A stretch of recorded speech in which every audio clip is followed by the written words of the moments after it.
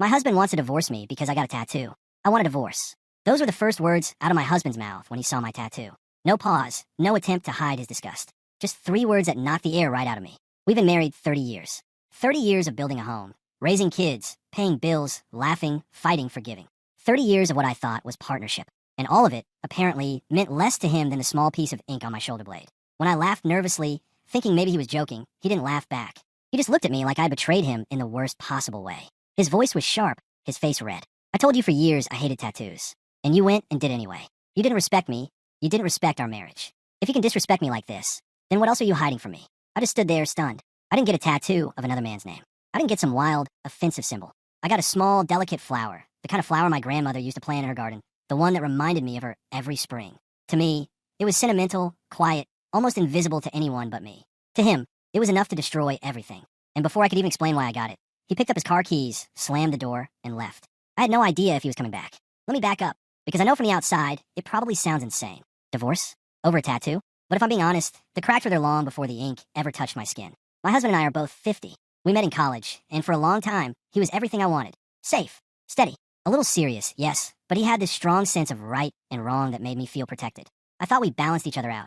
Me more free-spirited and creative, him more rigid and traditional. But over the years, his traditional side hardened into something else. He had rules for everything. The house had to be arranged just so. The bills had to be paid exactly on schedule.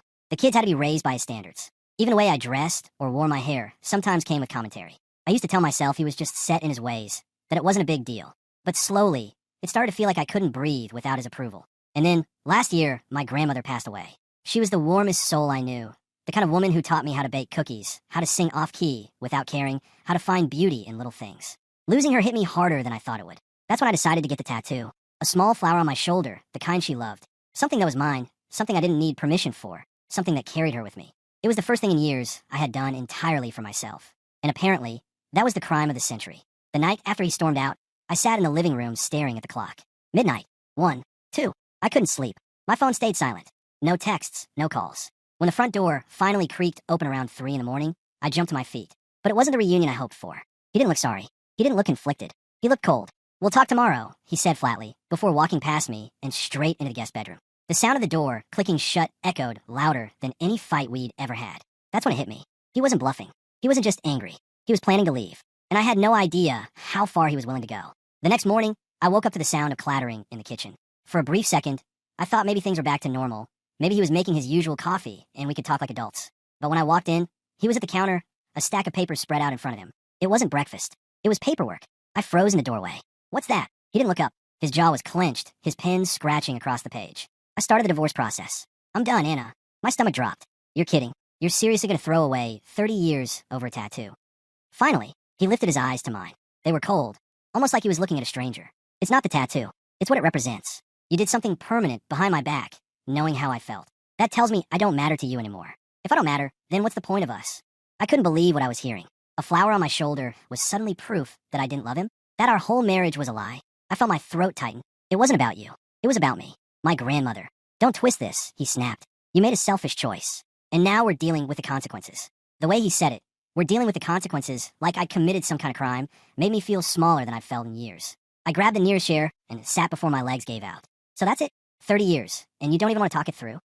He stacked the papers neatly, shoved them into a folder, and stood. "I don't want to be married to someone who thinks so little of me. This is just the final straw." And with that, he grabbed his coat and walked out again. I sat there for hours, numb. I tried to tell myself maybe he was bluffing, maybe this was his way of punishing me, scaring me into apologizing. But deep down, I knew it wasn't just about the tattoo. This was about control. For years, I had bent myself into shapes to keep him happy. Changed my hair when he said it was too long. Stopped wearing skirts he didn't like. Cooked meals his way, decorated the house his way. And every time I pushed back, even just a little, he acted like I was betraying him. And now, the tattoo was just the perfect excuse. Part of me wanted to scream. Another part of me wanted to crawl into bed and disappear. But instead, I did something I hadn't done in years. I called my sister. When she picked up and I told her what happened, she was quiet for a long moment. Then she said, "Anna, maybe this is your chance." My chance. I whispered, yes, to stop living under his thumb. Her words made me shake, because a part of me, a part I'd buried for decades, whispered that she might be right.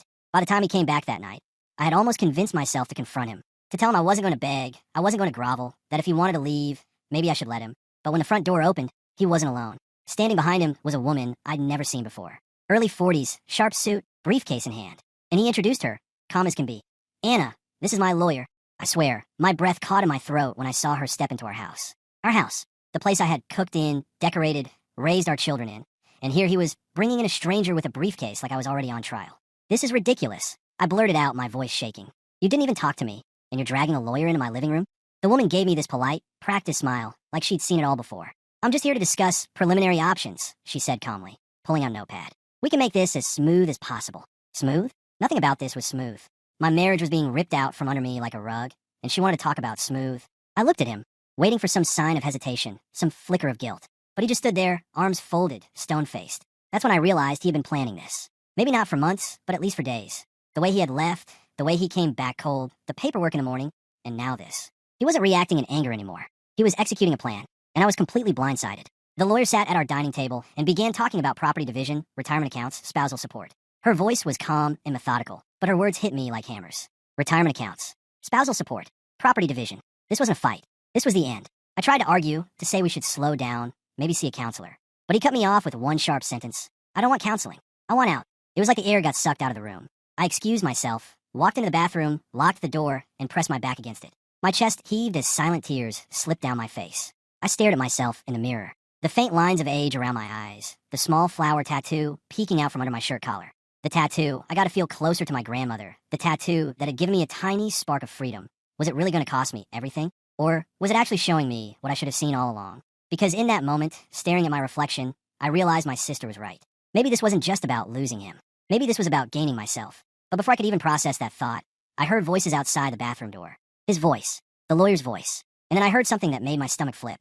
He wasn't just talking about divorce. He was talking about kicking me out of the house.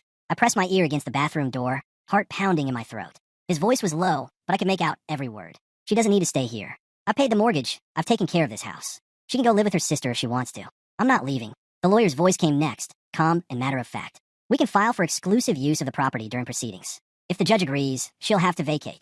My knees buckled. Vacate. Vacate my own home. The home where I had folded laundry, where I had painted the walls, where I had tucked our kids into bed. He was planning to erase me from every corner of this place. And the way he said it, like I was just some tenant he was done renting to, cut deeper than any insult. I slid down the wall, hugging my knees to my chest, struggling to breathe. All those years of sacrifices, of putting his needs first, of walking on eggshells just to keep the peace. And now I was disposable. Like I never mattered. When I finally walked out, they both turned to me. He didn't look guilty. He didn't even look surprised. He looked satisfied. Did you hear that? I asked quietly. He shrugged. Better you hear it now than in court. The lawyer gave me that same polite, professional smile, but I could see something flicker in her eyes. Pity, maybe. Or maybe she just hated being caught in the crossfire of a crumbling marriage. I sat down at the table, staring at the flower tattoo on my shoulder in the reflection of the glass cabinet nearby. That tiny bit of ink had opened the door to something I couldn't shove closed again. For the rest of the meeting, I barely spoke. I nodded when the lawyer talked, kept my voice steady when I had to answer questions, but inside I was screaming.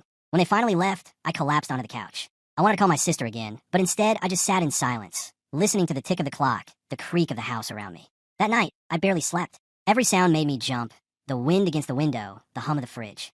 I kept expecting him to walk back in and tell me to pack my bags right then and there. But he didn't. Instead, the next morning, he came into the kitchen with a calmness that chilled me. He poured his coffee, sat across from me, and said, "Anna, I want you gone by the end of the week." His words hung in the air like poison. I want you gone by the end of the week. He didn't shout it. He didn't even sound angry. He said it the way someone might ask for the salt at dinner. Calm, final, like it was already decided. I stared at him across the table, trying to process it. 30 years of marriage, 3 decades of memories, and he was giving me a deadline like I was an unwanted guest. Are you serious? I whispered. He sipped his coffee, not meeting my eyes. Completely. My hands trembled in my lap. I wanted to scream, to throw the mug across the room, to beg him to remember the life we'd built. But instead, I felt something else wash over me. Cold, sharp clarity. If he wanted me gone, maybe it was time to stop fighting for a man who clearly didn't love me anymore. Maybe it was time to fight for myself. The rest of the week was a blur. I went through the motions, packing little things when he wasn't home. Clothes, old photo albums, my grandmother's quilt. I didn't want him to see me break. But every time I walked past the walls we had painted together, every time I opened the kitchen drawers where I'd cooked countless meals, it felt like I was tearing pieces of myself away. I called my sister again, told her everything. She didn't sound surprised. "Anna, come stay with me. You'll figure it out. You're stronger than you think." Stronger. I didn't feel strong. I felt hollow. But a tiny spark inside me whispered that maybe this wasn't the end. Maybe this was the beginning. By Thursday night, I had most of my things packed. He walked into the living room, glanced at the boxes, and gave a curt nod. "Good. You're almost ready." I hated the way he sounded. Satisfied, like he had finally won some long, quiet battle I hadn't even realized we were fighting. I wanted to ask him one last time why the tattoo mattered so much, why he was willing to throw me away for something so small. But before I could speak, his phone buzzed on the table. And that's when I saw it. A name flashed across the screen. A woman's name. And then a message preview underneath it. Can't wait for you to be free this weekend. Finally, my breath caught. My vision blurred. All at once, the puzzle pieces slammed together in my mind. The tattoo wasn't the reason.